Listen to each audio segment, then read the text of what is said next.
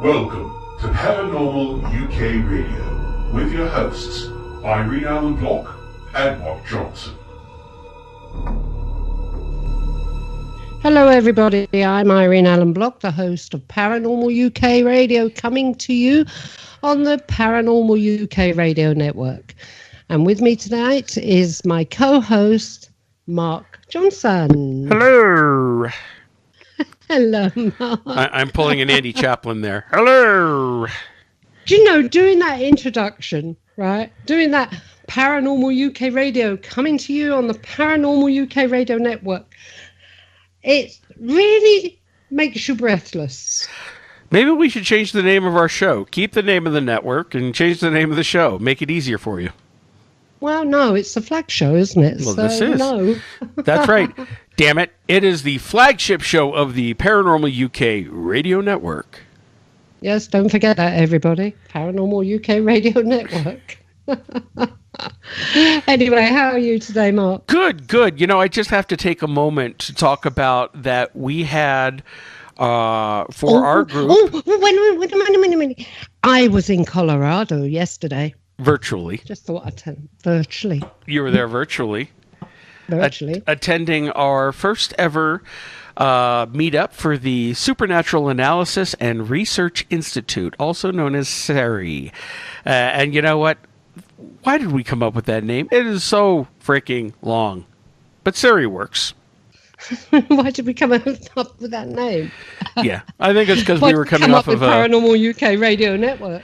We were trying to do a variation of the old show, SRI, Spirit Rescue International. So, but it's still an accurate name, but it's just so, just call us SERI. But anyway, we had our very first public meetup and lecture here in Colorado Springs, Colorado.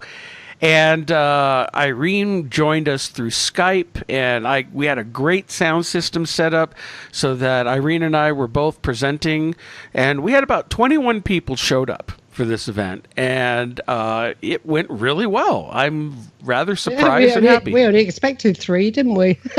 You know, and especially considering it was Mother's Day here in the U.S., I'm surprised anybody came at all. But they did, and it was mostly women of all people. So, you know, they should have been home. Most of them looked like they were mothers. But I guess, you know, it was still a great talk. It was a nice introduction, and everybody came up and said, "Oh, that was great. When's the next one?" So now we got to start planning the next one, folks. For all of our new listeners who might have attended yesterday's talk and you're listening to the show for the first time, we just wanted to thank you again for coming and listening to Irene and I babble for 2 hours. I think we got some good points across, showed some great evidence from our investigations, and we'll try to have another good talk scheduled here hopefully in the next month or so. We'll keep you posted. Yeah, it was fun. Enjoyable. So, let's get to our guest. Now, I'm going to say something in Dutch now, and I know he's going to roll up laughing because I'm not very good at this. Hoe dan avant? Hoe dan avant? Hoe ben hoe? Gert. Oh my. He more than likely doesn't understand the bloody word I'm saying. I don't understand the bloody word what you said. Hoe dan avant? Hoe ben hoe? Oh, who I am. No, I was saying, good evening. How are you, Gert? Oh, how I am. I'm well. You're well. That's good. Yeah, I'm very well on the moon. Oh my God, this was terrible. That is the only bit I learnt when I used to go. I used to go to Amsterdam nearly every other weekend. Oh, by the way, listeners, Gert is from the Netherlands. And I used the Netherlands, yeah. Holland's who the British people. Anyway, I used to go there every other weekend because I used to get out there for nothing. And I used to go to Rotterdam and Amsterdam and hang out there and one thing or another. And that's about the only thing I can remember. And I still can't Rotterdam is just a half hour away from my home in Breda. Yeah? Yeah, just a half hour. Oh, well, next time I come, I'll pop in for a cup of tea. Yeah, sure. You have to do that. Take Mark with you. Yeah, yeah. Pop in Make for him some drink tea. Mm. Yeah, no, I tell you what, Mark, it is an absolutely beautiful country. It's flat and it's very, very windy out there, but absolutely beautiful country. And the people are great. The people are great. They That's really what are I've great. heard. They're friendly. I've heard nothing but good things about it. I definitely would love to come over sometime. Yeah. We got some. We got some awesome history and fortresses and castles. So it's brilliant to research them. Yeah, Excellent. there's a lot of old places out there. It's like the UK, it's full of history. Yeah. I'm looking so forward to be in October in the UK. I'm there for Paranormal UK. Oh, are you? Yeah, I'm there. It's 30 September, 1 October. But a Yeah. week before there, I will be researching some locations in the UK. So I'm looking forward to be there. Oh, that's great. You have to pop down and see me and I'll give you a cup of tea, Gert. Yeah. Mm. To do that, yeah. Yeah, we'll have some fun. Yeah, it's pretty cool. Well, Gert, my house is haunted, by the way. What were you saying, Mark? Well, I was just going to ask Gert if he could, so our audience gets to know him, tell us a little bit about his background. A little bit about my background. Yeah. Who are you, Gert? Why am I? Why do we have you Gert. here on the show? What did you say, Mark? This is why we have you on the show. Yes.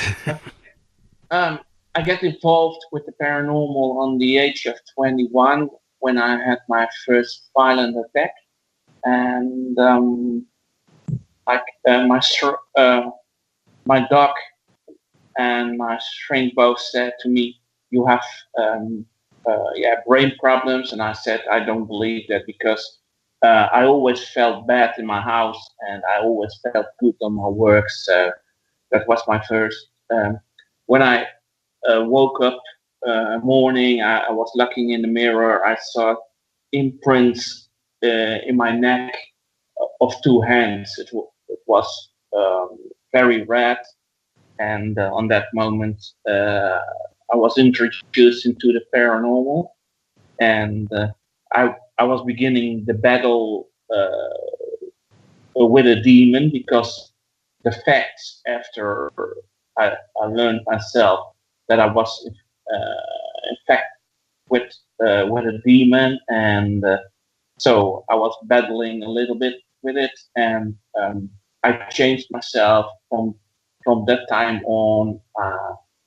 I was not so much busy with paranormal until my 29 years old, when I lost my mom, I lost a few friends and family, and at that moment I was freaking out because I didn't understand my feelings, what I'm doing, and I always felt bad because something was following me, and so on that moment I began my battle again, and I was attacked again by something, and on that moment on.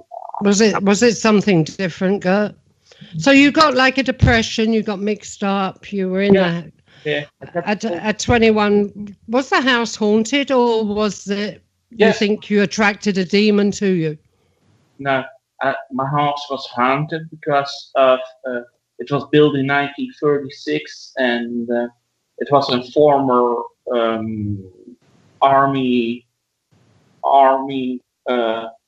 flat look apartments, and it was left behind by the army, and so they made apartments from it, and when I was living there, everything was black painted, and it didn't feel well, so I changed it because bring much more light into it, and But these soldiers and things that more than likely lived there before, they'd come through World War. Well, they'd they'd come, that's obviously, no, that was 1936, you say? Yeah. So they could have been in World War One then, yeah? And obviously they brought back their own sort of demons, their depression and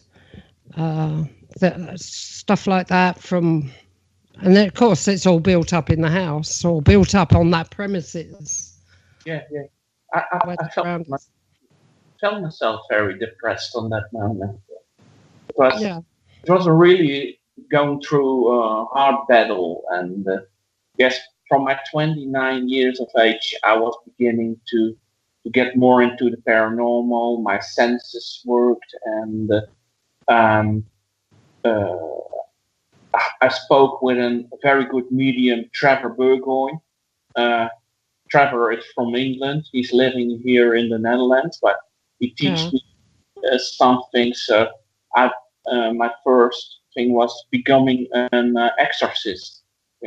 I worked as an exorcist, and after that, I said to myself, I want to bring it down in positive things. So I used my senses more as a medium and a demonologist, And I was going to ask you if you were psychic or a medium. Yeah. So you're a medium. Yeah, I do. I do the whole package. For me, it's important if you are a paranormal researcher. I'm not a ghost hunter. I don't like the word, but I'm a paranormal researcher. So I do history. I do psychology. I do techniques, paranormal things, to research from every way, If you are a paranormal researcher, you need to have the whole package. Yeah. Well, that's something I definitely agree with is, going outside and looking at the whole package. There's so much different types of activity out there that all seem to be related and all deserve our attention. I'm sorry, I didn't mean to interrupt you there, Irene. Go ahead. No, I was just saying, so he's been doing this since he was 29. I was going to ask him how many years ago that was, but I know he's only about 30 now, so... Joking. So you've been doing it for some time then? Yeah, I'm now 43, and it's funny because many people... I work with neuropsychologists and psychologists because they want to know more about paranormal. And the funny thing is, a lot of people, like psychology, you cannot bring your mind back to the years around when you become your fifth age. But I can go back and say things and see things, what happened to me on my first year of living. I told my mother about my first year, how the house was looking where I went to live, and she never told me. I can believe that because I can go back really, really to a very, very early age. In fact, to when I was walking around in diapers, nappies. Yeah, normal people can go back with their mind to the year from their 5th years old and go higher, not go down, but higher. Normal people cannot tell about the first year, second, third, fourth, Your mind is not so intelligent, but you have a few people who can do that. And I think that brings something special in the field, like working as a medium. I think a lot of mediums are not so developed as some others, I will not say as me because it's like an arrogant thing, but I see a lot of mediums just do their normal things. But if it's not positive, they're walking away from it because it's real evil. Not everything is evil, Mm. But when you work or when you do an investigation, do you use your mediumistic senses more so than actually try and have a conversation with a spirit? normally, if I'm beginning a research, I will go to the location, and I I always will be the first to go in the building because I call it the demonology round. Our team doing research in the location about the things what I tell them, you know. So I will go in and use my senses and communicate. You do communicate when you go straight in. Yeah, not the first time that's coming in the real research. I will look what I see and try to debunk as many things that I see on the moment. And after that, we will look back our footage and look what we can find, like EVP, ITC, and go in a second round and do some experiments, you know. So looking if we do experiments like what do you mean experiments? Take photographs and recordings?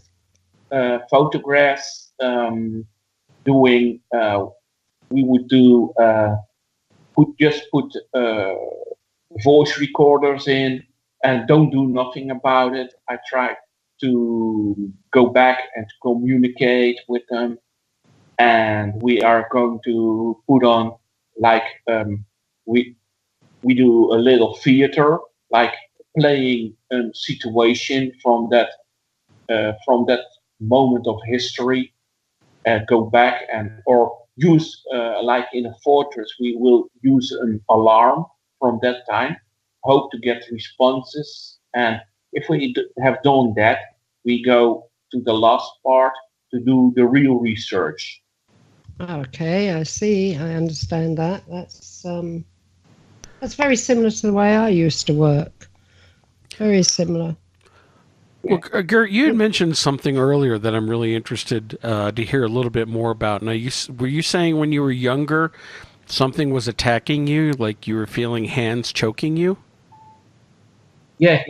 It was like when I get in my home, it's like something was choking me, and I couldn't breathe, and I saw like things like spiders, and I put the light on, and I didn't see them anymore. Other crazy things that can be an external influence on my mind, you know. And yeah, it's strange, you know, because many cases that I've worked on, spiders, people reported seeing spiders that were not there. Yeah, if I spoke last time, I spoke a woman that I meet, and she said, "Gert, I want to use, but I'm afraid of the spiders." And on that moment, I thought, "Oh my God, it's the same thing happening to her, what I get over me, you know." And from getting further from choking, if I left my house, everything fell off me, you know. And if I go back in my house, I feel that I was choking again. And if the only way, I found out in my mind that, okay, if I don't think about that, then I feel well. But if I don't think about myself, just leave me as I am, then the choking was coming back, you know. And so I fight the demon with my mind, you know. You can only win the battle from a demon to get back in your own religion. I worked with a church and blessings and asking God. No, it don't help, you know. It don't help. No, it's your mind. It's your mind and the energy and what you put out. That's what you attack it with. Your own strength, your own power. That's how I do it. You know, I've been up against many, many very negative things, And I've been up against negative human spirits. And like the church, the Catholic Church, it doesn't matter what it is, they will go at it with the Bible, the bell, and the what's it. But if you're going up against a different religious, somebody who may be, I'm not talking demon here, I'm talking about a human spirit. If you're going up against somebody that was maybe of a different religion, then you've got to, and they had a strong belief in that religion, then using their religion against them can work, but using another religion against them will not work. Do you understand what I mean? But the majority of stuff that I cleared was with my own power, my own mind, my own energy, my own strength. I think that's your way of working. What I found out is just, and I'm missing that a lot in the paranormal field, psychology. If you use the psychology of people, you have to read the minds of people. You have to read the energy surround it, and if you know and understand both frequencies, I call it frequencies, not energy. You know how to take care of it. Yeah, you know how to manipulate it. Yeah, you know the psychology of the person and the external frequency. So you have to work with that. But the majority of times when a person believes that they've got a demon attacking them, 9 out of 10 times it will be that person's own mind, and it's not really a demon. You know, it's whatever situation they're going through at the time. A lot of people may be drug addicts or, alcoholics. But then again, you get drug addicts and alcoholics that get attacked by this stuff because they're open to it. But not always. The majority of the time, 9 out of 10 times, I found that it was their own mental illness. Yeah, the cases that I saw in demon working in it, then people just suffered. They take them and they didn't have any problems, and people using drugs or like that, they it's more, for me, you get into the poltergeist activity, and using psychonies, and I think that's more the poltergeist problems that they get involved. They're going to create things that aren't there, Yeah, but the mind's a powerful thing, and we've had cases where, and we talk often about this one case in Wales where this young girl actually, I don't know, have you heard of tulpas? Yeah. She actually created a tulpa, with her own mind. And it was her own thought form. She was so afraid of certain things, and she had enough psychic energy herself that everything she was afraid of, she was manifesting physically in her house that other people could see and witness as well. But there was nothing there. It was all her. Okay. Yeah, I understand. Yeah, and if she'd just come to terms with what she was doing, then obviously it would have all dissipated and disappeared, but she was a very mixed up young lady. Yeah, most of times the young people around the 16 have the problems with poltergeist activities. Yeah. So have you worked poltergeist cases? Yes, I did one in the town where I was born, and I was, there was a guy, a friend of mine, was renting for his co-workers a house. On a Sunday, I still know, on a Sunday he called me, Gert, I need your help. because my co-workers are scared to go back in that house, And I went in that house, and there was there were noises. There was a door slamming, and I began to laugh, and I said to myself, I never seen this before, and it was the first time I had that problem, and I said, and it gets violent because I never saw it before.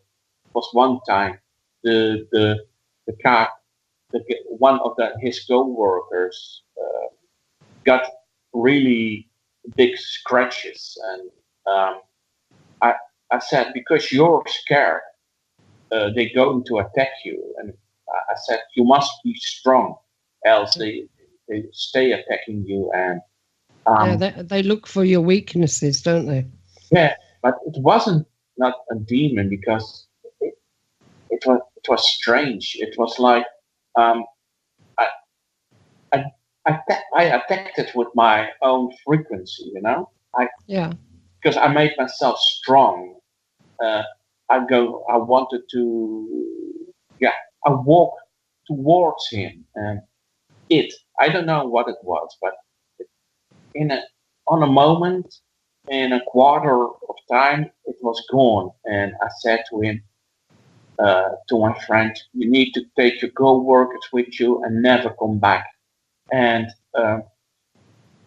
after that, it became a restaurant, and the restaurant was only a month there, and it was gone. And I spoke to the owner, and he said, I see things happening here I never seen before.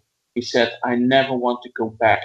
And the crazy thing is, the house is standing next to a church. I said to myself, why didn't the priest do anything about it, And on that moment, for me, was, okay, church is for me. I've got respect for people, for the church too, the way of thinking. But for me, on that moment, it was all a big joke, I said to myself, I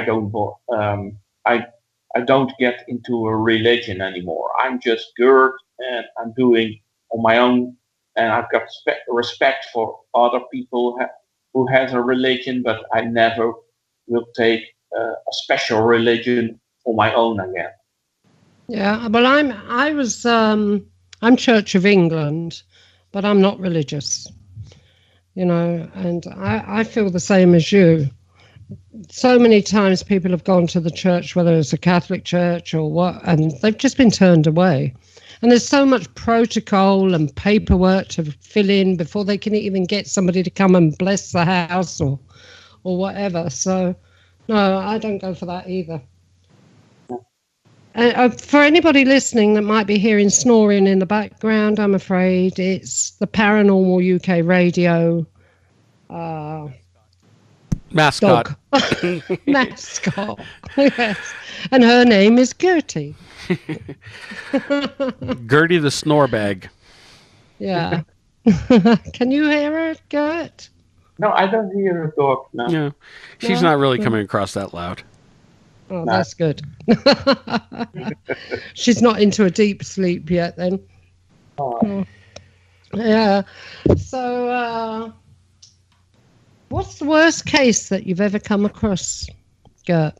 My worst case is I'm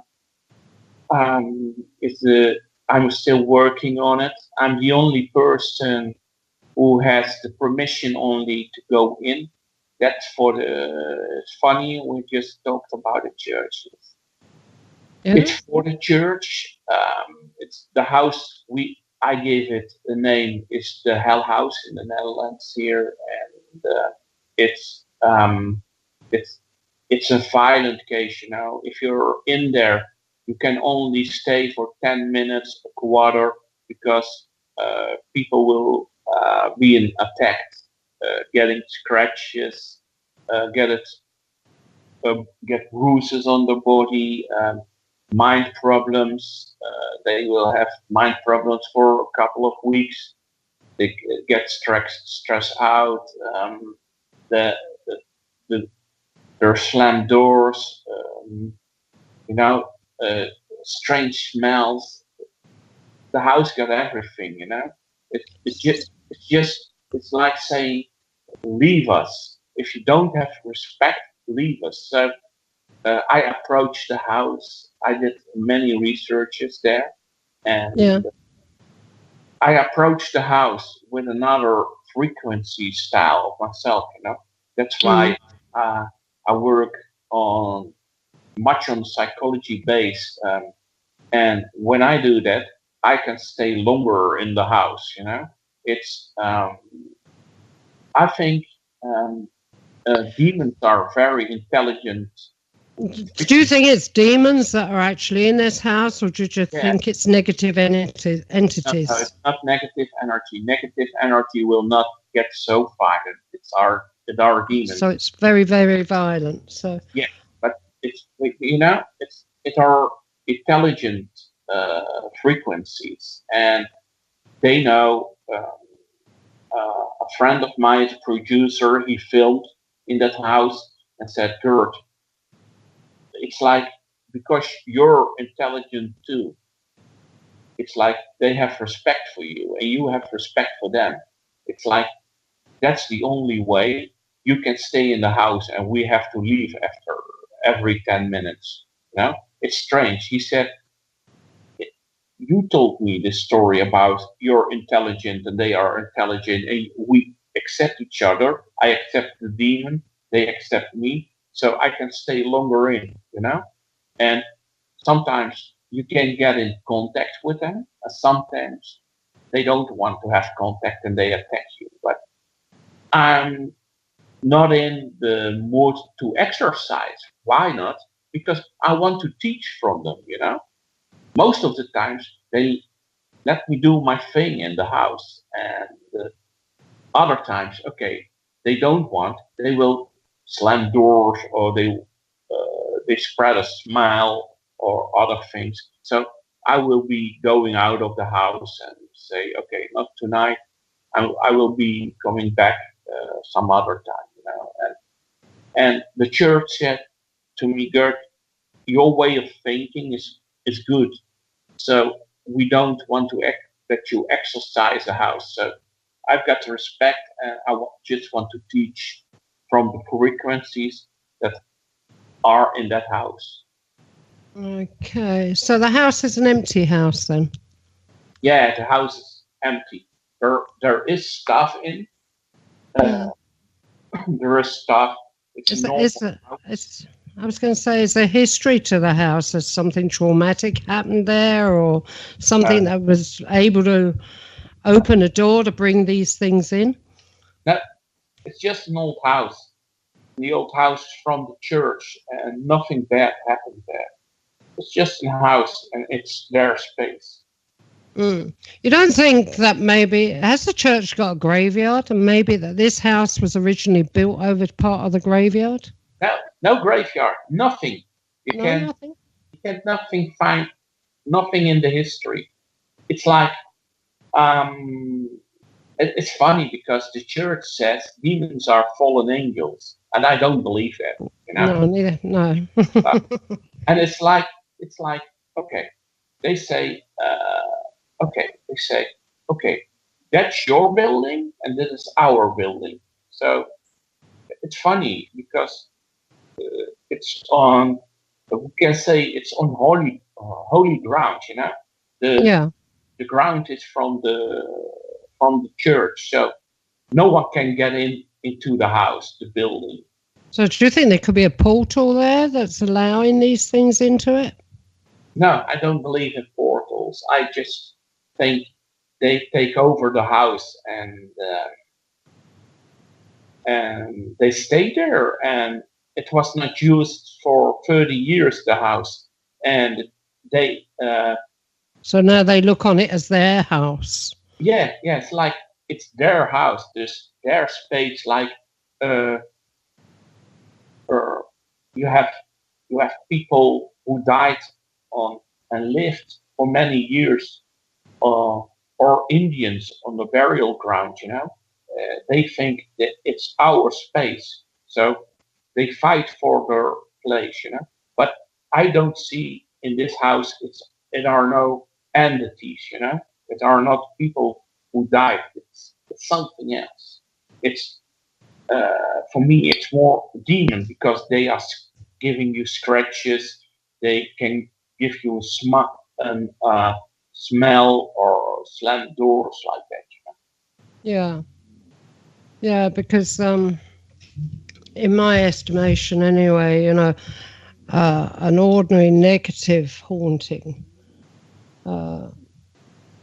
they can move, small stuff can be moved, but with something that's like this, they can move large objects, slamming doors and things like that.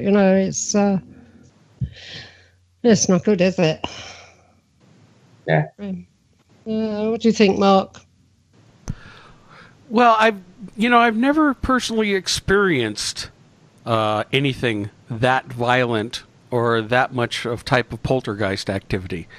So, in some ways, I feel like it's hard for me to really know and fully understand what's going on, having never personally experienced it myself. I know of a lot of people who've gone through these types of experiences. When you're going through and having that type of activity and things slamming, are you also feeling changes in energy in the location? Like your body reacting? Yeah, you feel changes, and if you don't stay by your own mind status, you can be a part of that energy. The energy can, the frequency can take you over, and it sort of absorbs you. Yeah. Yeah.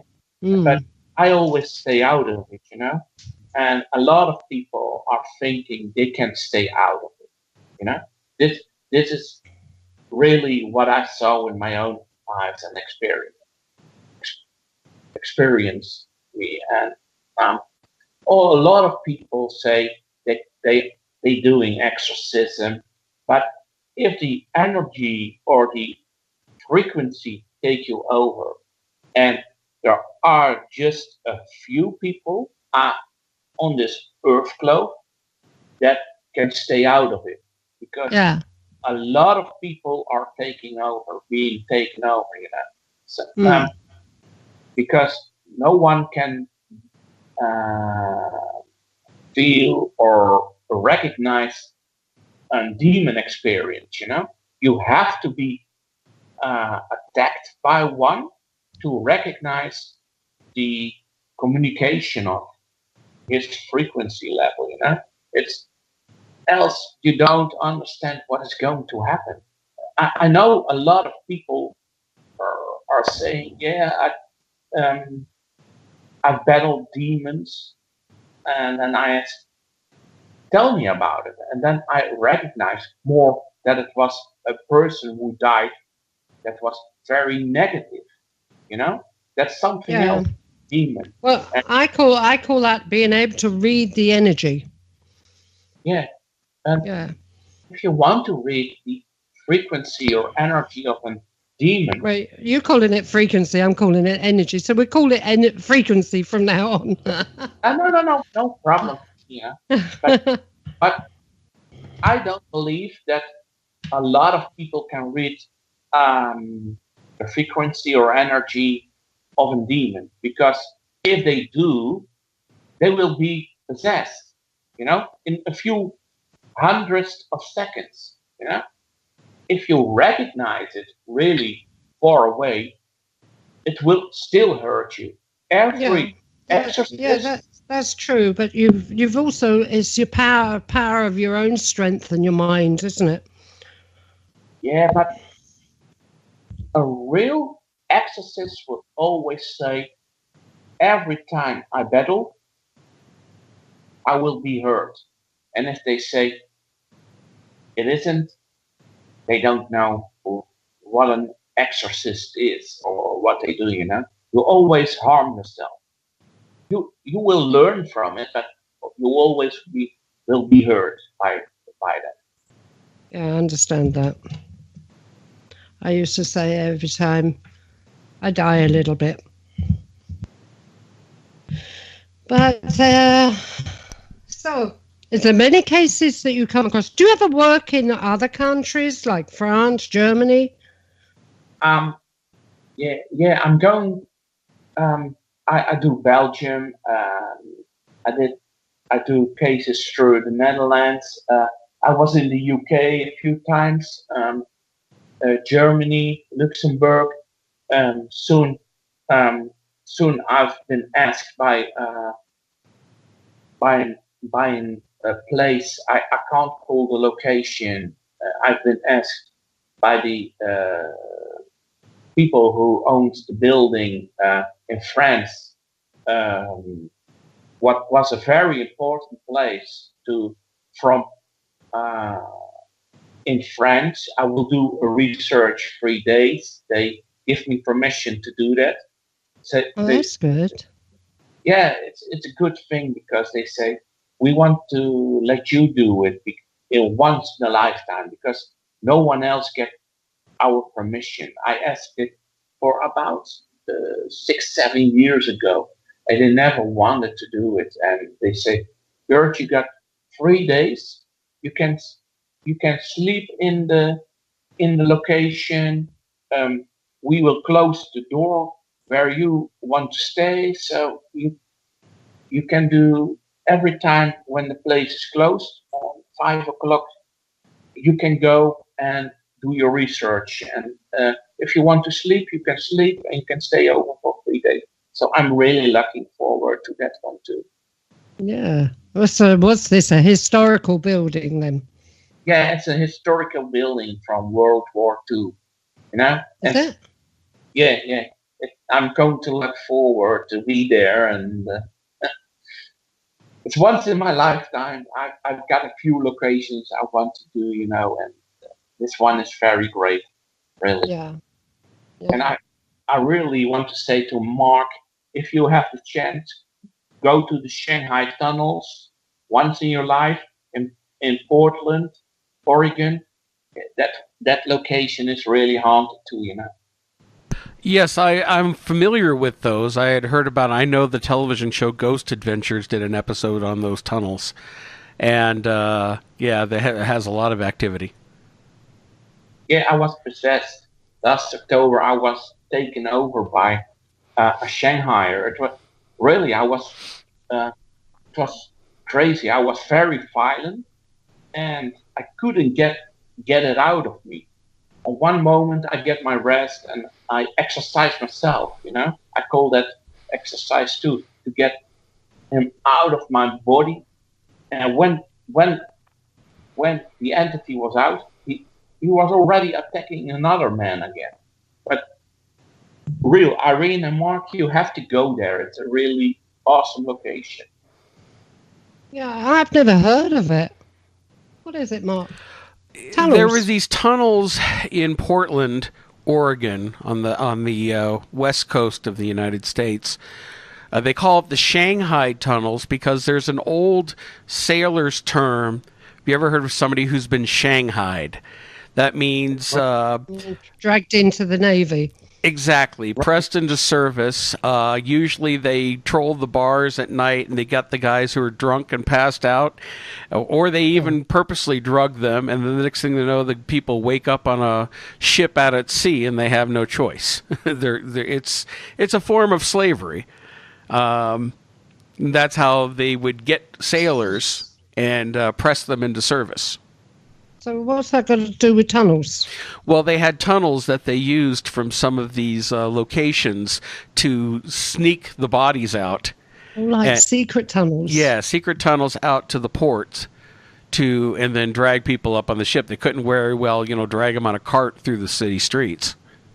You guys have to interview Michael P. Jones or Aaron Collins about it. It's a real awesome story, You have to ask them to tell about it. It's a really awesome interview you can have. Michael P. Jones. Sorry Yeah. about this, people, but we're just getting future guests here. Oh, Andrew Collins. Andrew Collins. We know Andrew Collins. Aaron Collins. I can Oh. make friends on Facebook. It's easy. He's a good guy. Yeah? Yeah. Oh. Okay, yeah, that'd be good. That'd be an interesting subject to do, Mark. Yeah. Yeah, that'd be very interesting.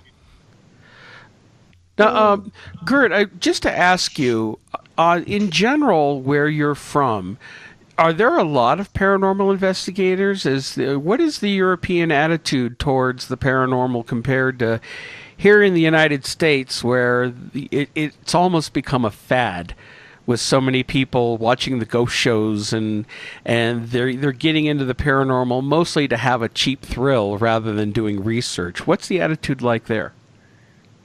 In the Netherlands, the attitude is very bad because they break in buildings, they make little movies, put it on YouTube, and if I look at them, it's terrible. It's more thrill seeking than they do really research. If I look at my team, we are a little team. Then we are more into the normal way, we ask permission, we work with government facilities, and we always have permission. And our researchers are high standards, we want to do the right way, we talk to people, like, that's for me important. Here in the Netherlands, I only speak for my people in the team. They are good, but if I see other teams, I think they are really terrible. Their mindset is how to do it and don't have permission for locations, it's causing problems for my team name, because the people will say, oh, you're an other organization, Gert. Really? Yeah. I say, yeah. We don't get involved with them, And if I look at Belgium, I don't know. I always look at Belgium like they don't have really good teams, If I go to the UK, the UK has more people. I think if I look to the UK, they are doing researches in big groups. So I think it's 50-50 there. You have good people and you have bad people. I know. We definitely have people that do break into buildings as well.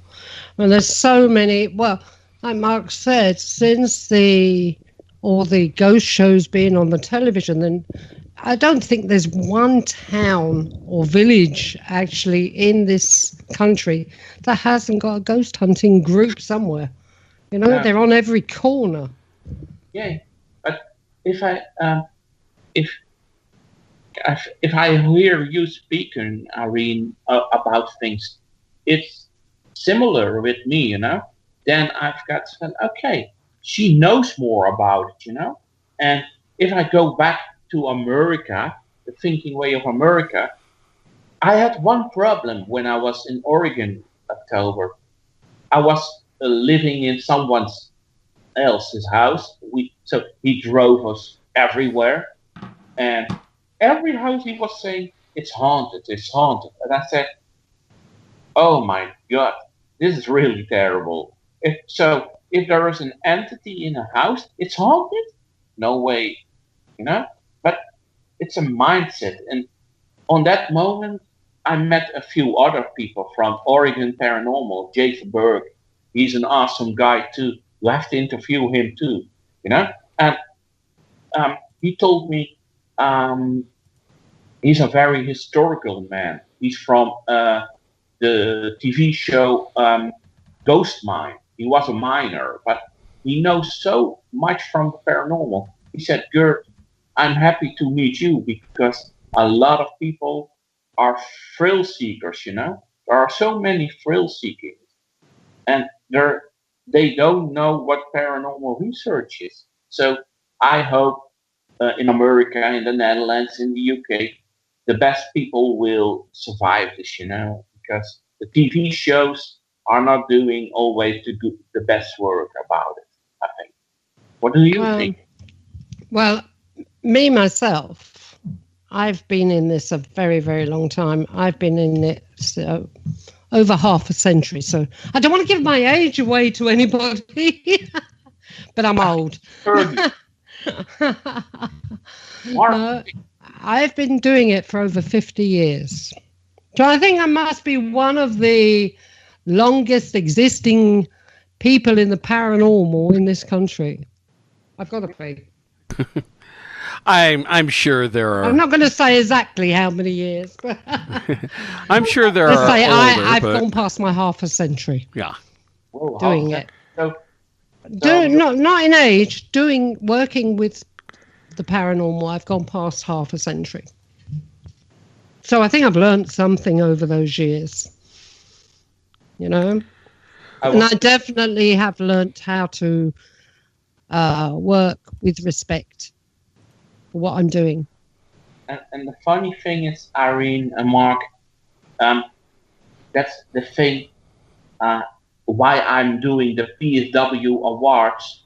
I want to award the best people in the field, not always the best people because they are on television. No, the best people are not always on television. So, and I love to do the PSW awards because people have to know there are more great investigators, great people that have a story, So I love people with much intelligence about the paranormal. I think you guys are doing great work, and we need people like that.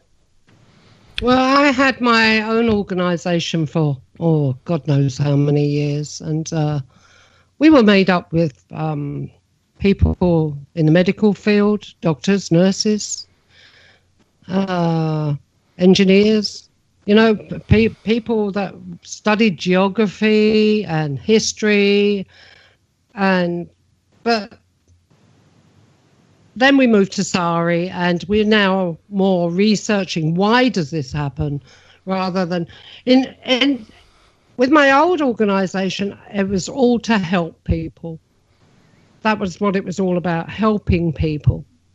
But as I've got older now, I've gone into more semi-retirement, and I'm looking at various other ways of occupying my life. I think I've been attacked too many times by demons over the years, and I think sometimes that I've just, I want to settle down now and try and lead. That's the thing. You've dealt with demons, and Gert has dealt with intense activity and poltergeist activity. And not that I'm sitting here saying I want to deal with it, because you never want to deal. You never with want it, to deal with it, but then I feel inadequate in being able to take on a situation like that. If we get a case, or if I get a case locally that I'm looking at here in Colorado, I'm not experienced with it. So over. I would, I'd have to forward it to somebody else, and maybe I could assist on it. But it's one thing we said when we did our talk yesterday. We're to our group, and we're telling people, don't get in over your heads. People. That's right. Just because you are a paranormal investigator doesn't mean you're experienced or trained to handle all situations. And I've been investigating the paranormal for over 15 years, and I've never dealt with what I would consider to be a negative case.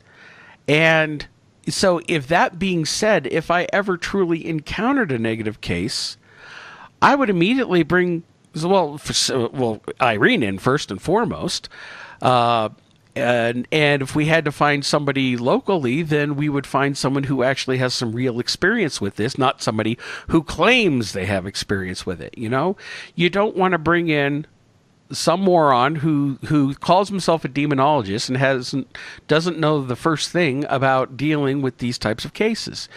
And this is it. A lot of these demonologists just read books. They've read a book, they think they're a demonologist, they think they can handle these things, but once they go up against these things, it's a total different kettle of fish, I tell you. Like Gert says, you know, you get attacked. You're losing part of yourself every time. Shall I tell something, you know? It was for years I couldn't find a woman at my side. Why not? Because I did this work, you know. You get another lifestyle for yourself, you know.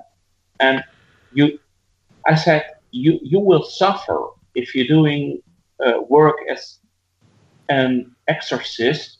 You will suffer, you know, because you're fighting things and you are always hurt. This year, for the first time, I feel I'm ready for a woman again. Why? Because I don't get too much into the violent things more anymore, you know? I've got years of experiment, what Irene said. Yeah, you know what, Gert? Trust me, you're better off. You don't need the hassle. Without a woman, thanks. Stay single. You get to do what you want. Nobody nagging to you. You're not expected home at a certain time. Like, when are you going to come home? Why are you out there, huh? You're out there with your ghost hunting buddies again, aren't you, huh?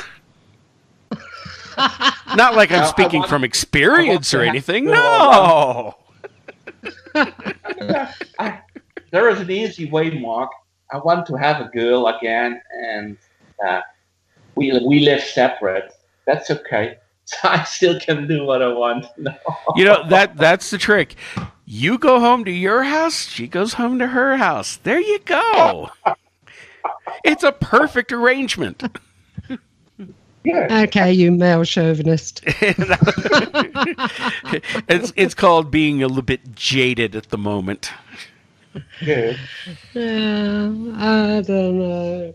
But you know, it's going back to when you're getting involved in this type of activity, you know, knowing what your limitations are and knowing not to get in over your head, and especially when you're dealing with other people. And that's a problem with a lot of investigators who take on private home cases. You're dealing with people who are trusting you to come in and help them, and the scary part is how many of these people don't know what they're doing. And if they are dealing with something fairly negative, they can make things worse, and the investigators get to go home, and the people are stuck living in the house, and things could be made even worse. So, you know, again, it's just don't get in over your head. If things are happening, try to find someone who's at least knows what the hell they're talking about to help out. That's true. That's true. I had a case once where a family had been sleeping in the car for 3 nights, all because of an investigation team going in there and messing up things and making it far worse than what it was when they were first called in. You know? So these things do happen.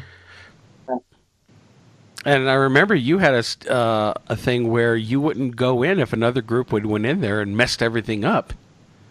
It makes it dangerous for you to come in. Yeah.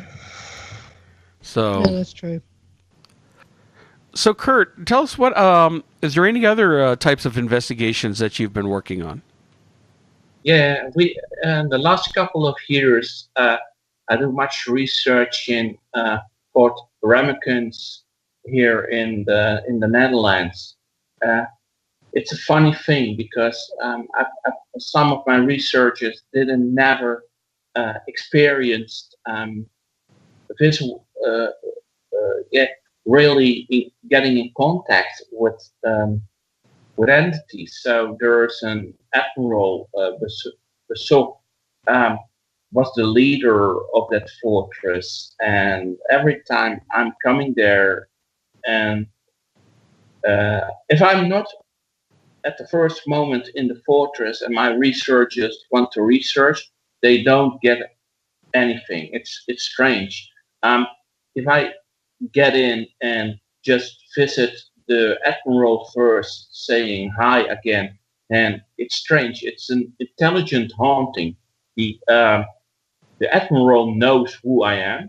He always speaks with my full name, my first and second name. So, and mediums that are there said, Gert, he recognizes you every time, and he thinks I'm the new admiral of the fortress. So if I say to my researchers, you can put your hand here, he will shake your hand. They really feel a hand in their hand. It's strange, but every time I do it with someone else, they feel a hand. They feel recognition of, hey, they recognize we are here. Yeah. So the spirits actually shake your hands. That's interesting. Yeah, he shakes my hand and he says, always telling stories about it and how it is in the fortress. Yes, I never seen it before. There is another admiral in the same location. I'm always making contact with him. It's he's more intelligent than the other admiral, and if you are in that space, on the moment, it's very strange. On the moment, I'm the only medium who can control the contact with that admiral. If other mediums going to sit there, they get so much influence on them, and they cannot make any contact, or most of the times they feel bad, and they run away. It's one of the strongest haunted locations I know on the earth globe. Sometimes I want to have, my dream is to research with James from Prague in that location, because James from Prague is a very intelligent medium, and I hope he can tell me more, because I'm the only one who can make the contact, or with from the UK, Vivian Paul. I want to do research with Vivian Paul there, because she's controlling her emotions very much too, to get in that location, get more information beside me, If you guys are in Holland sometime, I'll need you to take you there, It's so awesome location to do research. You will be touched. You get EVPs. We get a full apparition of a woman on the photo. Yeah, I don't know. There's so much there. Well, the next time I'm in Holland, I'll certainly look it up. I'll be there next week. I've been trying to get him over to Europe, and if I do get him over to Europe, that's one place I want him to come to, is the Netherlands. Well, I'm sorry about that. It's not far, It's just a boat ride across to the Hook Holland on the train and down. Yeah, maybe you have to come, because it's not negative. It's no negative location. It's only beautiful. It's crazy. I took some stones to my home for a friend of mine in America. I put the stones on my table, and the night I couldn't sleep. Why not? Because a few entities came with me because of the stones. They were that was the subject I wanted to talk to you about items that actually get possessed or have attachments, like entities to them. I don't So believe these stones that you brought home and you had on your table, obviously the entities came along with the stones. yeah. So what did you do? What I do is just I put it on the table, and that night there were a few soldiers standing next to me, to my bed, and I freaked out a little bit because if you are sleeping, you don't uh, have the control of yourself, you know. And I woke up, who's standing there, you know? And on that moment, I said, "Okay, you guys are from Fort Ramicus." I talked to them, and they left, you know. But I don't believe stuff can be haunted. But there is a frequency, you know, like the police always take your DNA from if you touch something. I believe if you touch something, your frequency or your energy will get into it. And if a medium makes contact or a person with the object, you can read the energy. Yeah, this is called psychometry. Yeah. Being able to, you know, you hand a medium a ring and she'll tell you all about the person that ring belonged to, where it come from and one thing or another. I used to do that when I used to teach. I used to give people pieces of lava from Mount Vesuvius, little pieces of lava from Mount Vesuvius, just to see what they came out with. And it was amazing. The things that they came out with was absolutely amazing. But, you know, I'm not a psychometrist. I can do it, but I don't bother doing it. I used to be a medium, but I no longer do medium work. And but I do know about all this. What about Ouija boards? What do you think about Ouija boards, Gert? I love them. I've got one that's 206 years old. Yeah, that old. Yeah, it's made from wood from a fortress of the Netherlands. Is it? So, and so the fortress was 206 years old, yeah? Yeah, and the wood is 206 years. So someone took the wood from me and made an Ouija board of it. You know, but it's just a game. You know, the Ouija board is just a game. In America, Parker Brothers made it especially to be a family game. You know. Well, it's sold in toy shops, isn't it? Yeah. So it's not a problem to use it. You know, it are made up stories, like made up Demonologist. It's just a story, you know, and it's never been proven for real that it's evil. You know, it's all imagined by the people. You know, it's a made up story. I never. You can manipulate people. But then getting back to that, you know, it all depends on the mind frame of everybody that's sitting around that Ouija board, or maybe even one particular person. Their mind frame may not be right, which could attract something to them, and obviously the Ouija board gets the blame. Yeah, like if you have experience with exorcism, you know how to react on energy, how you can manipulate energy, you know. And if an exorcist go on an Ouija board or Ouija board, then he will control it. Why? Because his mind status is so strong. You know? Yeah.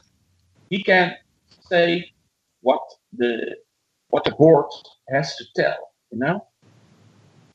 So you can make people crazy on it, you know? And then they will believe the stories.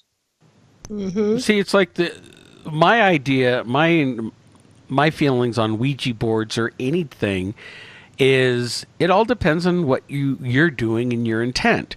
Now you're right. Parker Brothers has it marketed as a game. We had Ouija boards as kids, and nobody knows any better. You know, they shouldn't be selling this as a board game, because too many times kids or people not knowing what they're doing, they open a door and they don't know how to close it, and anything can just walk right on in. On the other hand, though, it could be a very useful tool if you know what you're doing. It's like using a knife. I was a Boy Scout, so I was taught proper knife techniques, and if you don't know what you're doing, you could cut yourself severely. Same thing with a Ouija board. It's that kind of tool. You can use it for some types of communication, but you also got to know how to close it and how to handle it properly. Have you ever come face to face with something and actually seen it in your mind, the ugliness of it? Yeah. If you are, and then the real story is coming outside, if you're working as an exorcist, then you know the true stories behind the true evil. So, normally demons will approach normal people with mind settings of lost important people around you. And if a demon's coming to me, it will not work. They feel it. They say, okay, he recognizes us. So they make creations that wants to scare me. But I think you can look as terrible if you want. I've one way of thinking about you guys. I want to get rid of you. If you don't have respect for me, I need to get rid of you. So I don't think it don't impress me. I get rid of them, and then I go on. And looking at the hell house, I don't want to get rid of them because they respect me, And yeah, you see some ugly things, but it don't scares me. It don't scares me anymore. And you don't have to be. Yeah, it's a crazy thing. Do you think that they're ugly, or it's just due to our perception that it's like don't judge a book by its cover? Yeah, that's the same. Don't be scared about negativity, You have to teach from negativity. Then you're a true paranormal researcher. So Mark, why should you ask someone else to get rid of something negative? If you would call me and you will say, Gert, I've got a demon here, I will say, Mark, the only thing you have to do is to believe in yourself. Ask why he's here. Throw a voice recorder on it, and he will answer you. He really will answer you. Don't be scared because you're stronger. You're always stronger. But you have to set up your mind. You have to set up your mind positive, and you can win this battle. Well, I can give you a few tips. You will handle it. Really, believe me. Well, what about when you're dealing with something negative and they have the advantage over us because they do seem to be able to read your thoughts and mind. Yeah. So they can instantly know what it is, what your weaknesses are, where to hit you. And most of the time it's a psychological attack. And if they can attack you psychologically and change your emotional state to one of negativity, whether it's being fear or sorrow, being upset, anything like that, that's what they can feed on. So how do you prepare yourself to not listen when these things try to attack you where you're weakest? That's, for me, it's simple because I'm going to say something, I'm just a normal guy, and if I will do this work, I'm one arrogant bastard. I tell myself, no one is stronger than me on this earth globe. I'm the strongest, and if someone wants to win with me, he has to battle. And That's the same as me. That's how I'm like, Mark. that's That's what I'm like. That's the only way you can do exorcism. And if someone tell me you do it with a cross, you can. Then I use the word, you better shoot off. It's not true. It's not true. I'm not an arrogant bastard normally, but if I do exorcism, I am. And in the normal way, I'm Gert, and the people say you're one of the cutest guys I ever seen. But I think Irene knows the real reality about exorcism and demonology. I'm one of these people that's not frightened of anything in the world of paranormal. The only thing that scares me is a living human being. Yeah. That is the only thing. I always, even as a child, when I used to say to my mum, oh, there's this man here in this room, or there's this one here, or that, she used to turn around and say, Irene, the dead won't hurt you. It's the living you have to watch. And that's the way I've always been. That are good words. They're really good words. Yeah. So do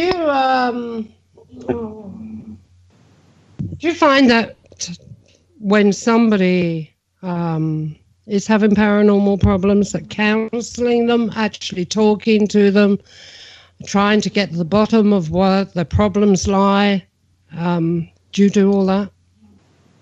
I'm not a talker. I'm just doing my thing, and I say to people, rebuild your life. I will tell, if someone is possessed by himself, his system is totally destroyed. What I can do is do an exorcism on the person. They don't. If I do an exorcism on the person, I will tell the people how a person reacts. A person reacts normal. Person will be very emotional, not yelling or do crazy things. When the thing is get out of the person, they feel flat. They don't feel something anymore because they have to reset themselves, believing, oh, it's not there anymore. I'm normal again.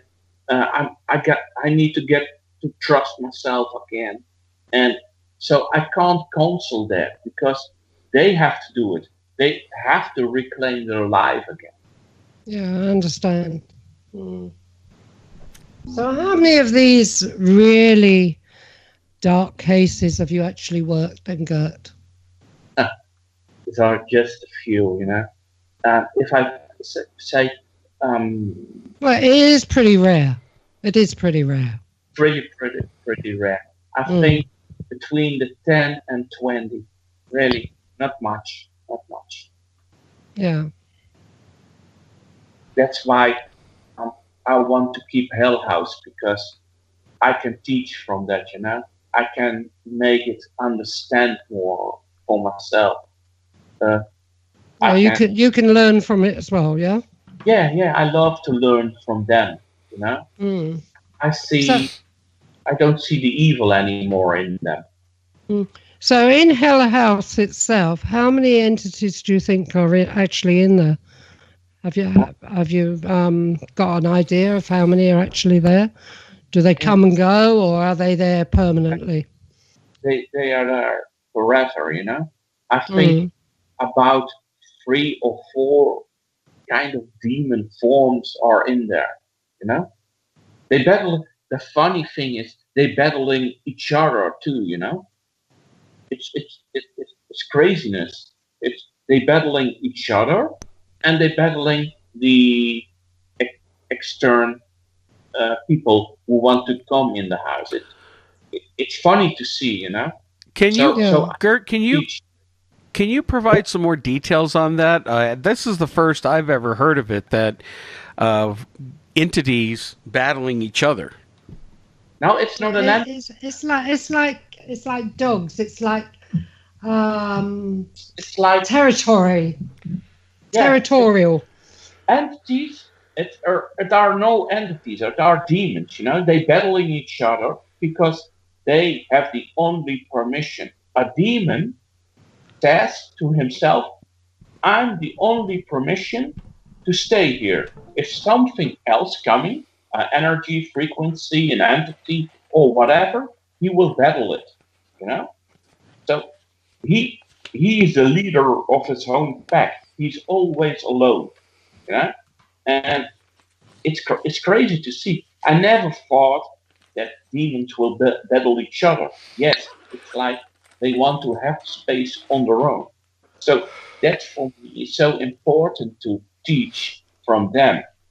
You know? It's all about territory. Yeah, it's like I'm the leader and there is no one else. Well, Yeah. I have to ask this question then. These entities, being discarnate entities, why would they want to fight over a house or a location when they are no longer in corporeal form? They don't need shelter. Why fight over a location? What's in it for them other than just, wandering around? In fact, that's something that's always bothered me in the whole case of hauntings, is why are things in a location and they don't just move around? Is there no free will? They don't know what's going on. Why are they trapped? Or why did they choose to stay in a location like that? Again, it are no entities. It are demons. Demons are just like a frequency form. You know, they only can think from. They have only one mind status. It's my. It's my situation. It's my territory. It's my energy. It's my tactic to battle something else. And if someone else, another frequency is coming in, because humans are frequency too, then you disturb them. And if you disturb them, they will attack you. So we come back to the same situation again. It's their place, and no one can take over because they are ready for 30 years there. It's like if you're living in your house for 20 years and there's someone coming in, you have to go out by no reason. You will battle for it too. Well, and again, it makes me. What do you think on what these demons, where they're battling people or they're oppressing people? What is the goal that you think it is? Is it just feeding off of negative human emotions and energy to keep being able to move around and manifest in this physical world, or do you feel that there are other agendas at work? I think they search for respect. If they don't get respect, they live on energy from other sources. Like,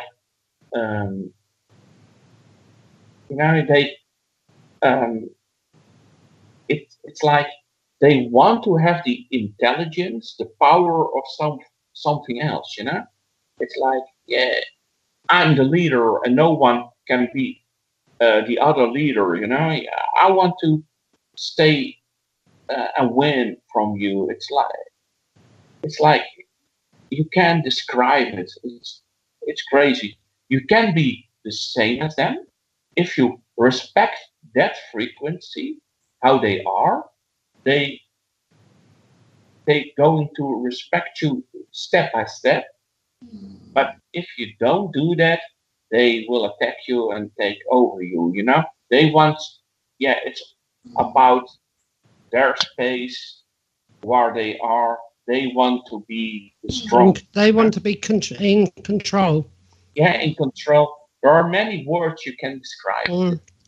It's crazy, and if you have respect, they can teach the other way how it is, But it takes time, and that's why I want to stay doing research in the house to make it understand me. And can you tell when you're in the house? Can you tell one demon from another?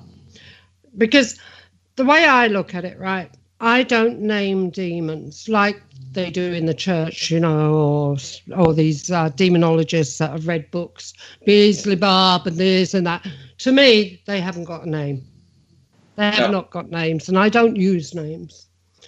I recognize them by their energy or wavelength or whatever you want to call the word. That's how the vibration. That is how I recognize. But are you able to recognize one? Say there was two demons there in front of you. Would you be able to tell one from the other? Yeah, you can, because they read your mind. Yeah. And if they read your mind, they know how to make contact with you.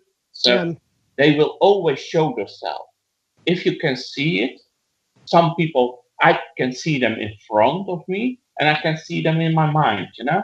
There are two different ways. Yeah, that's the same as me. And I recognize their vibration. Yeah. And that's how I'm able to tell them from one another, the same way as I would be able to tell a brother from another brother, Yeah, I don't need the names. So I would call them shithead number 1 and shithead number 2.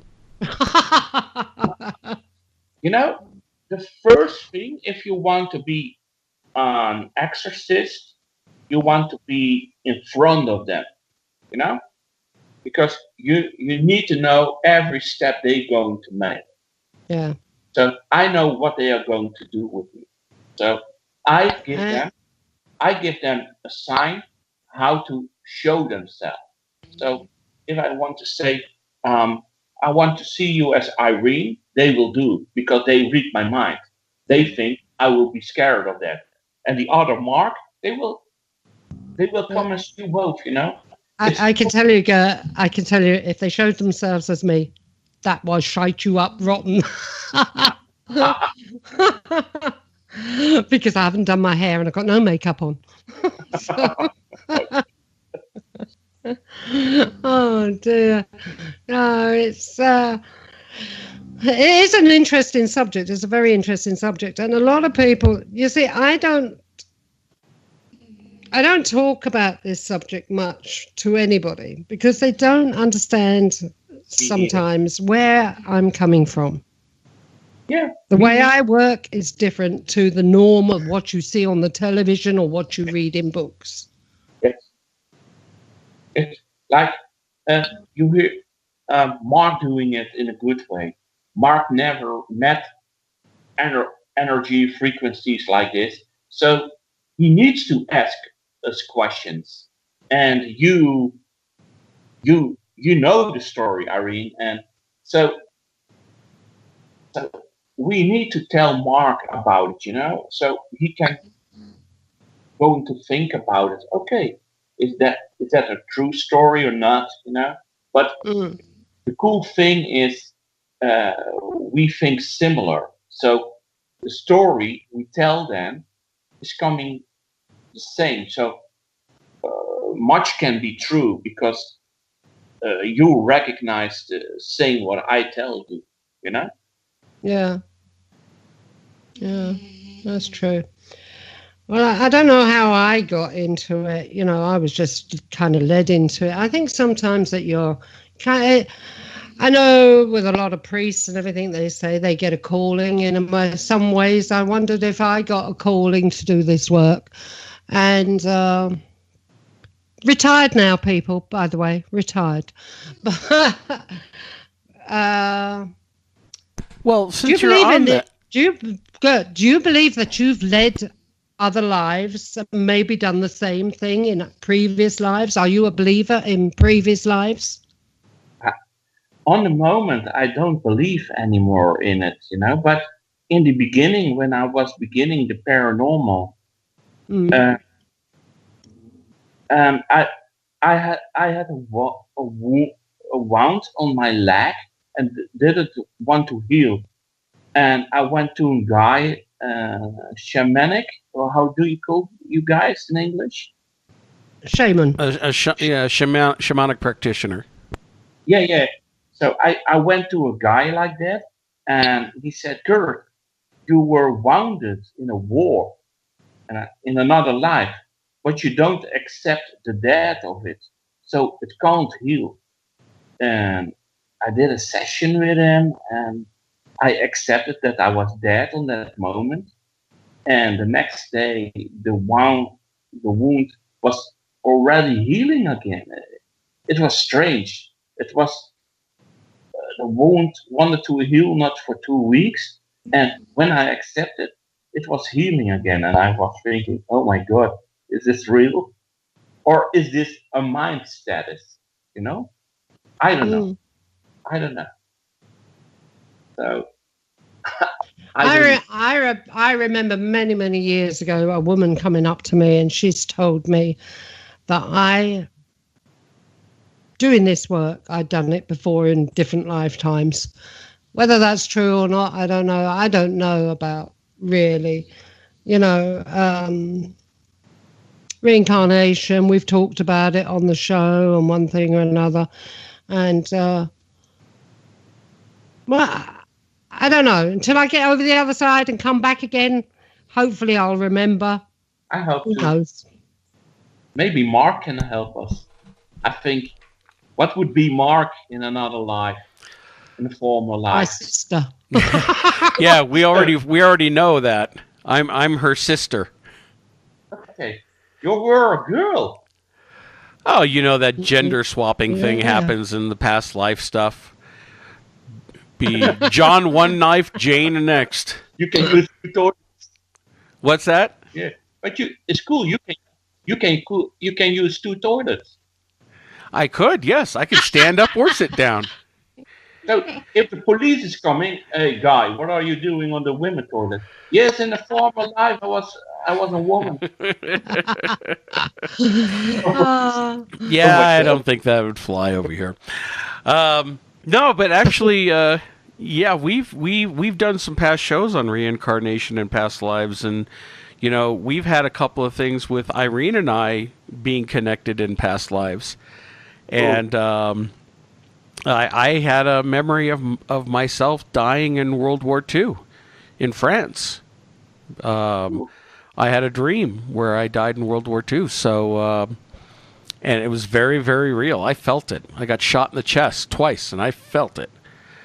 And so, yeah, I mean, I believe in past lives, but that kind of brings up an interesting question. Let's say Irene. Well, I'm still on the sidelines with this.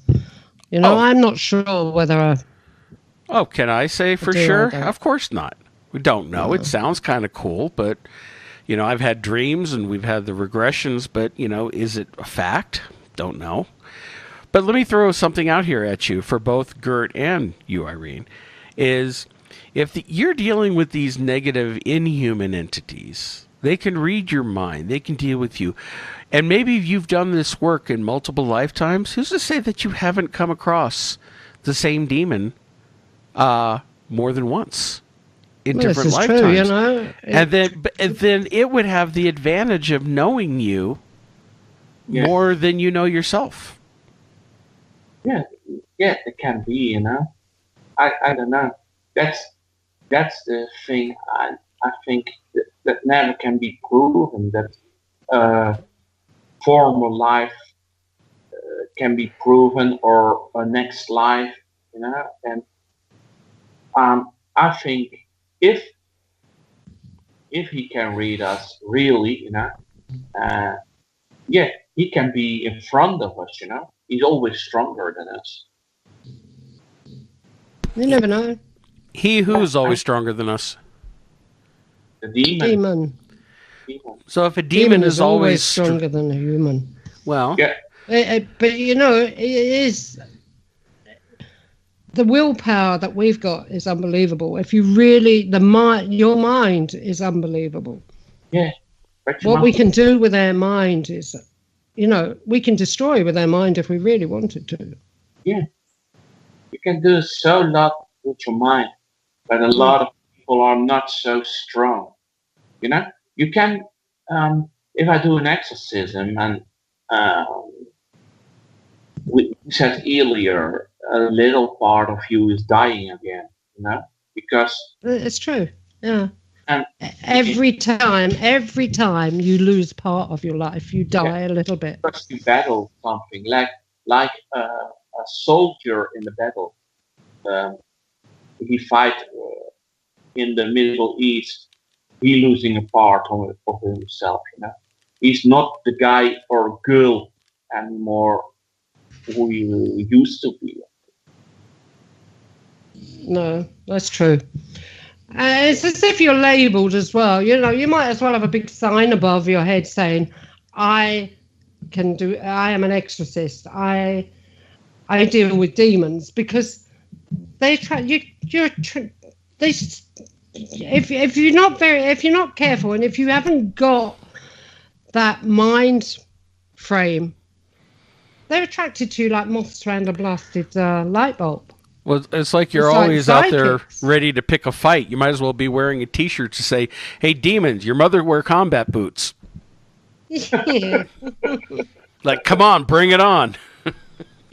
Yeah, that's my mindset. But I've done that sort of thing when I've been up against it. Come on, you fucker.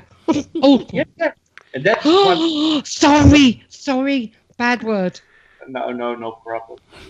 But you've got to have that. You've got to have that fight in you. If you haven't got that fight in you, you're lost. You've lost. Yeah, you're really lost. That's why I say to myself, I'm the best. There is no better one who can do this than me. You need to have, because else, you have so much damage. And if you get hurt by a demon, you need to get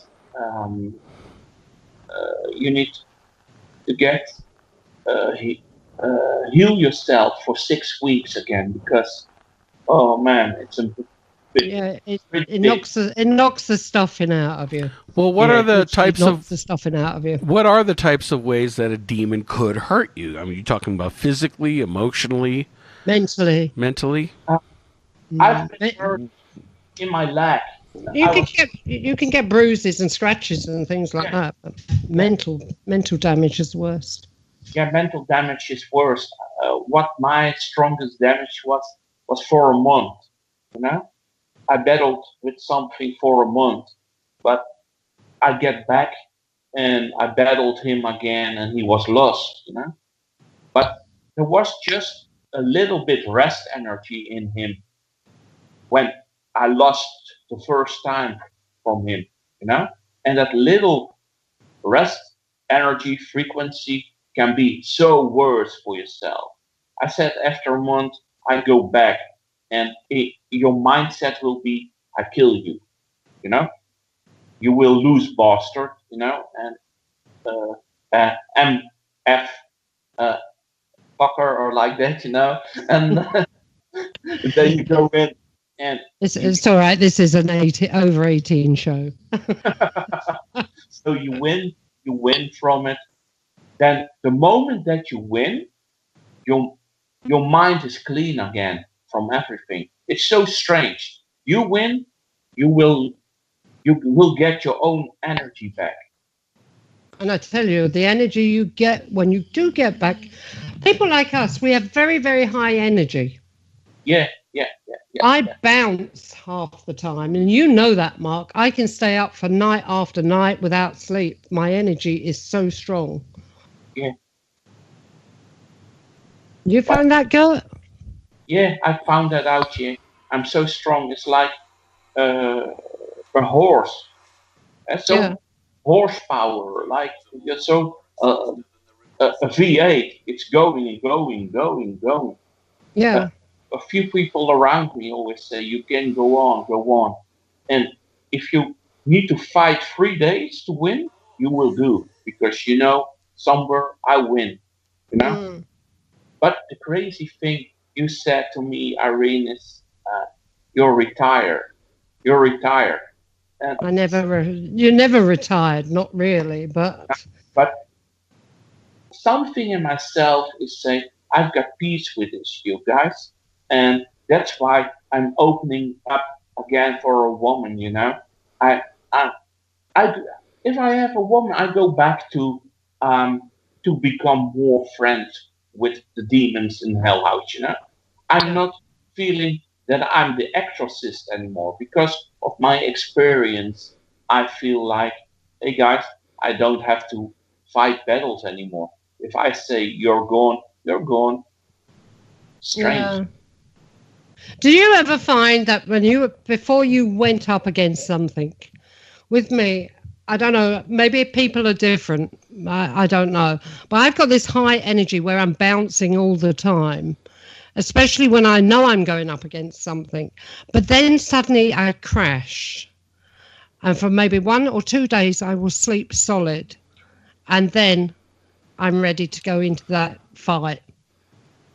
Yeah. And I'll go up against it. But it's just like suddenly this energy goes bang.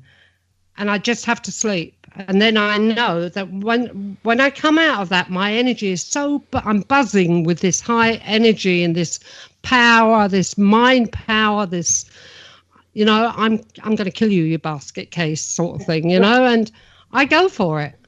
Yeah, you have to settle yourself down, make yourself ready for this battle, you know. You take a rest and... it happens before every time. Every time it happens when I'm going to go up against something like this. You know? Yeah, that's the truth. That's really the truth. You know, like I say, you know, I could be buzzing for a week and I know that there's a case coming up, but I'm going to be doing that case. And then all of a sudden that high energy just sinks to nothing and I sleep solid. You know, I sleep the deepest sleep ever. And then when I wake up, that's when I go for it. Yeah. Really, Irene, you have to come to Paraforce UK in September 30 of 1 October. I will show you something where I trained myself in. I can't tell for the radio because I want to show the experience to the UK people as a surprise from, whoa, is this real or is this just imagined? I hope to meet you there. It would be awesome to have you at my lecture, you know, to make you understand. I think if I more than likely know it. I would love to show you things. And Vivian Paul was here for Paracon Holland and I showed her something and she said, Gert, I never seen this before. And she said, you have to do this on Paraforce. So this is the first year I go to Paraforce and show the people what's the reality about paranormal. You can become friends with evil, you know? They aren't bad. You can use them for you. Have you ever had or controlled them enough to have the move around you? Like, I don't like people standing anywhere near me when I do anything. Now, but if I do exorcism, only one of my best friends, it's an evil one. His intention is evil, but the workout is very positive. Helps me, you know? Yeah. No, what I was saying is, you know, you can get them, manipulate them to actually go round you, causing like airwaves. Do you understand what I mean? Yeah. I understand now what you're saying. But as humans, with human beings, no, I don't have any human being anywhere near me because their weakness will become my weakness. Yeah, they can disfocus you, you know? Yeah. your focus need to have to be on that. So I've trained myself always keep the demon in front of you. You know, Yeah. he don't have the space to go around me. He's always in front of me. No, I've moved them around me, but not everyone. I wouldn't do that with everyone, you know. It's best to keep your enemy in front of you, like you say. But there was one particular one that I moved around, allowed it to move around, manipulated it around. Mark, are your eyes opening up? I'm listening. I'm just sitting here on the sidelines listening to the two pros speech. And I, of course, wouldn't want my weaknesses to affect you or anything. I'll just sit back, shut up, and let my betters have their conversation on what they know about. I'd love to be in the same room with you, Gert, because we would talk all night long. I'm sure of it. Yeah, I know for sure. Yeah, that would.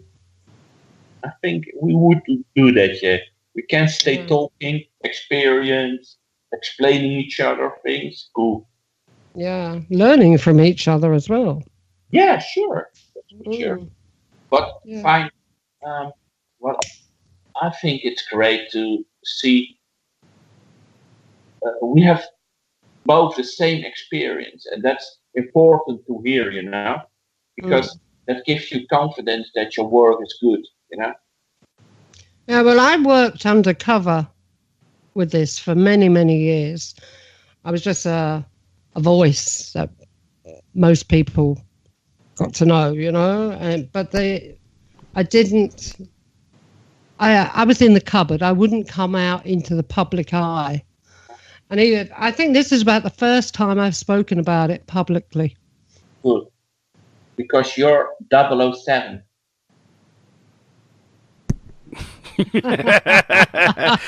Oh, you have no idea there, Gert.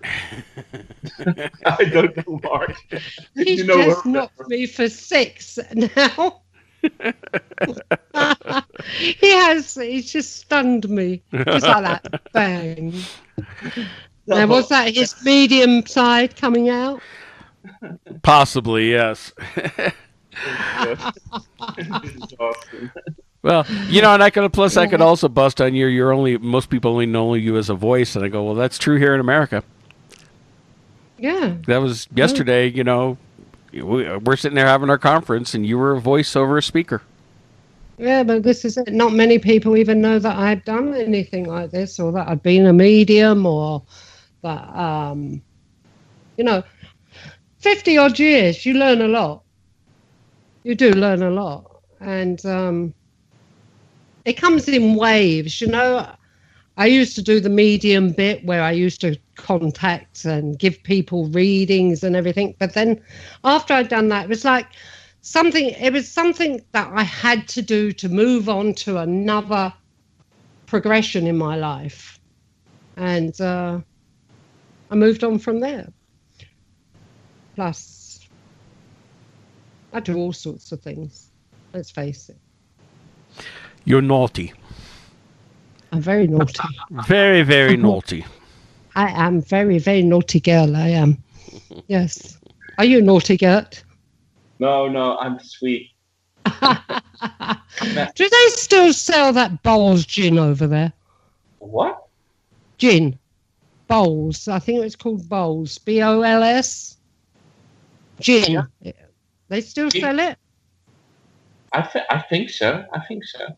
Yeah, I tell you what, I've been legless in Amsterdam so many times through drinking that stuff.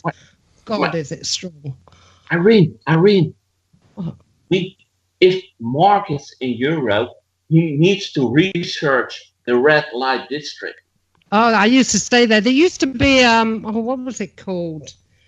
Oh, Christ. I always stayed in the red light district in a little bed and breakfast. Yeah. I can't remember the name of it now. Oh, God, I've stayed there for years. But Mark needs to research the haunted red windows. with the red lights. Yeah, funny enough, I was telling him about that the other day, how all the men queue up all the way down the bloody road, and there'd be this woman sitting in the window, and she may be pretty or she may be a dog. But the fattish women, I'm going back years now, but the fattish and the uglier ones had more men queuing up down the road than the pretty ones. Yeah. Mark is very still now. Mark, are you still there? Oh, I'm here. I'm thinking about the pretty ones. And you know what? God. I'll tell you this. This is going back many, many, many years ago. But in the old days, when I go to the strip clubs in California, the women liked me and my friends. Why? Because while everybody was sitting around with their mouths half open, this 1,000-yard stare and drool trickling down their chin as they hand dollar bills over, we would laugh and BS, talk to them, ask their names, and the women always ignored everybody else and came over and talked to us just because we paid attention to them and didn't treat them like meat. No. Oh, I remember the name of that bed and breakfast now. It was called the Old Nickel. That one is still there, yeah. Is it? Yeah, because it's funny because Sandra and Robert Bandog, they are from New York. They were always there too, The Old Nickel. Oh. Yeah, still there. But that's where I always stayed, in the Old Nickel. Ooh. Right in the centre of the red light area. Oh, dear me. Mind you, there's some beautiful places out there in Amsterdam to visit, I remember going to a cheese market. Yeah, it's good. Holland is cheese. Cheesehead. Those cheeseheads. And I went into Anne Frank's house. Beautiful. As well. Yeah, but it's so Let me guess, she wasn't home. Shut up. She went to camp. That's not nice. She went to camp. Shut up. That's not nice. Be quiet. No, I went there and the stairs. This is one thing about the houses in Holland. The stairs are straight up, so steep. And most of the furniture they used to pull in through the windows on pulleys. Yeah, that's they couldn't get them up the stairs. But that's not. It's not everywhere in the Netherlands. It's only Amsterdam. Yeah, Amsterdam. Yeah. It's I love Amsterdam. It's terrible to move house there. The small streets and the furniture you need to do it through the window because it can't go to the door. It's strange. Strange. Yeah, but they're great houses. They are great houses. Very big, very big.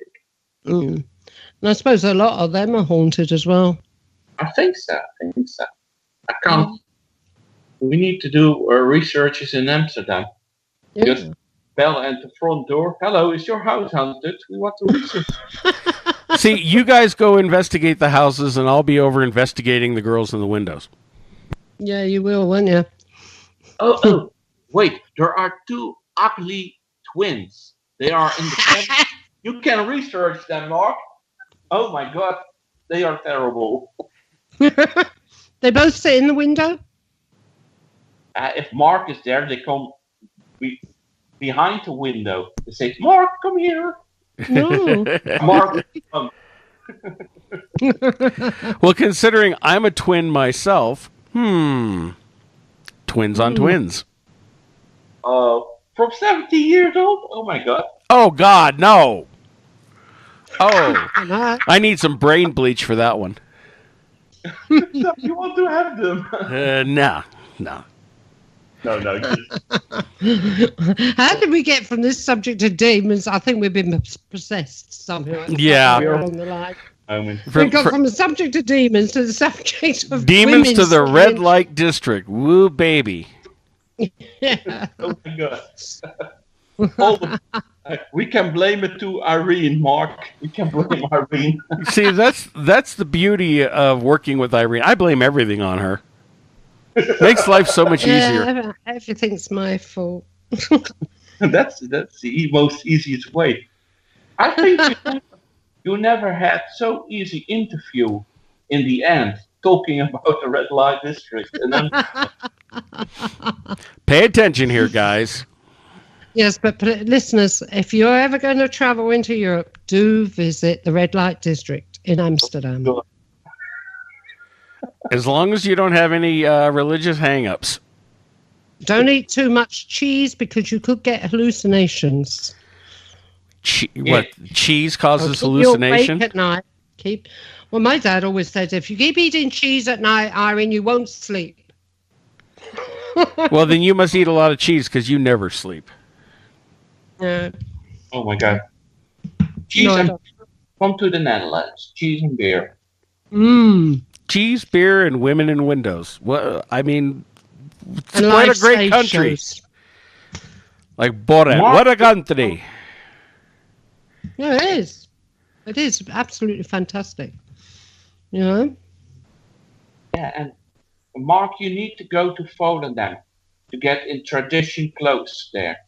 Traditional clothes? Yeah, Yeah, I can see my fat ass in traditional clothes, sure. Have fun there, you know. Put on klomps, the wooden shoes, and then in traditional clothes, we will make a photo of you, and you would laugh about it, you know. Yeah. See, really cool. that is my dream, to come over there, visit the red light district, and put my finger in a dike. Oh my God! Oh my God. You won't find a dike in the red. Oh, that's Harbour Dyke. Sorry. You need to teach the history of the Netherlands. Yeah. Oh my God. Okay, this show is going to hell. Well, I mean, how appropriate we were talking about demons. Yes. Yes. Right, let's get back on demons then. Well, we actually just have about 3 minutes left here, so we could fit in maybe one more story, and Gert can tell us about how people can get in touch with him. How they can be in touch with me? You can go to www.gertbrouwer.com or go to www.paranormalsocietyworld.com. That's how they can find me. Mm-hmm. All the information. And you still take on cases, Gert? Yeah, I'm still taking on cases. Sure. Why not? Yeah. I'm still doing that, and I love to do it, so I will do it for a few years, I think. And, that's okay. Yeah, and then you'll retire like me. Yeah, I will. And have a radio show instead. Yeah, maybe you're doing a radio show with another woman, so I can blame things on her. Yeah. Yeah, okay. Yeah, well, you two are retired. I'm still in my freaking prime, so I'm going to go out and have some fun. All right, well, we actually have run out of time. So, Gert, thank you so much for coming on the show tonight. It's been a lot of fun. You're welcome, and thank you both, too. Great interview. Good. Yeah, we talked about just about everything. Yeah. From demons to the red light area to cheese. Yes. Here. Demons and cheese. I mean, that's all we need. That's a show right there. Demon cheese. All right. Well, Gert, thank you, and Irene. It's been another good show, and for everybody else listening, tune in every Wednesday night at 10 p.m. Greenwich Mean Time and Eastern Standard Time, and we will catch you all next week. Okay, folks. Toodles. Bye.